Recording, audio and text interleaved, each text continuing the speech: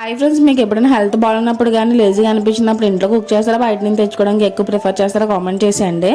నేనైతే ఎప్పుడైనా కొంచెం లేజీగా అనిపిస్తే ఇలా ఫాలో అయిపోతాను అనమాట. డే అంతనా ముందైతే ఇడ్లీ బ్యాటర్ ఇంట్లో ఉంటుంది కదా, ఇడ్లీ పెట్టేస్తాను స్టవ్ మీద. తర్వాత ఇంకో స్టవ్ మీద రైస్ కడిగేసి అదే ఇంకో గిన్నెలోకి సపడపప్పు కూడా కడిగేసి పెట్టేసి మూత పెట్టేసి రెండు స్టవ్ మీద రెండు పెట్టేస్తాను అనమాట. ఇంకా రెండిట్లోకి కామన్గా సెట్ అయ్యే రెసిపీ ఏమైనా ఉందంటే టమాటా పచ్చడే కదా, ఇంక చేయడం అయితే స్టార్ట్ చేస్తాను. స్టవ్ మీద ప్యాన్ పెట్టి ఆయిల్ వేసుకుని హీట్ అయిన తర్వాత జీలకర్ర పచ్చిమిర్చి వేసుకుని కొంచెంసేపు ఫ్రై చేసుకుని తర్వాత ఇందులో కొంచెం కొత్తిమీర కూడా యాడ్ చేస్తాను, ఫ్లేవర్ బాగుంటుంది కదా అని చెప్పేసి.